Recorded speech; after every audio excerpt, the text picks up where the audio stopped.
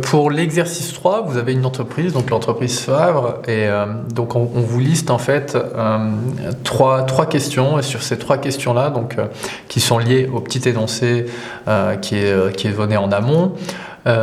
Donc en fait, ce que l'on vous demande ici, c'est que on va donc en premier lieu vous demander en fait d'enregistrer donc comptablement les achats. Donc que ce soit en fait dans un premier temps des IMO ou que dans un deuxième temps des achats donc de biens et services où on va faire appel en fait plutôt à un compte 6 et non pas un compte 2. Donc en fait là c'est bien pour vous permettre de faire la différence et de bien noter cette différence entre une TVA sur IMO et une TVA sur autres biens et services. Dans un deuxième temps, on vous demande en fait d'enregistrer dans le journal, pareil, donc cette opération,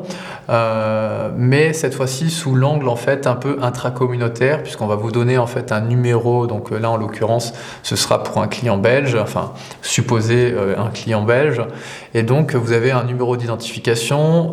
et vous avez aussi un autre client qui est lui donc international, et donc c'est bien pour faire la distinction sur de l'enregistrement comptable de TVA quand il s'agit d'intracommunautaire et quand il s'agit justement de hors UE et donc sur de l'international. Pour la 3e question, on va vous demander en fait d'enregistrer donc ces opérations-là.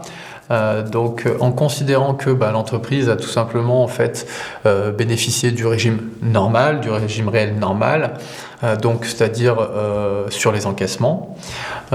et vous avez donc une deuxième notion qui est abordée, qui est elle donc en fait le régime optionnel, qui est donc le régime de l'option pour les débits, et là en l'occurrence on va vous demander d'enregistrer les mêmes factures mais sous l'angle d'option pour les débits, donc pour bien vous aider à distinguer les deux et vous faire remarquer donc quelles sont les différences qui engendrent justement cette comptabilisation. Et en dernière question, on vous demande en fait d'enregistrer encore une fois donc ces factures-là,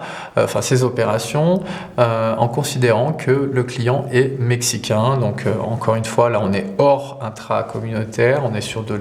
exportation-importation, et donc encore une fois, vous avez un système de comptabilisation qui est différent.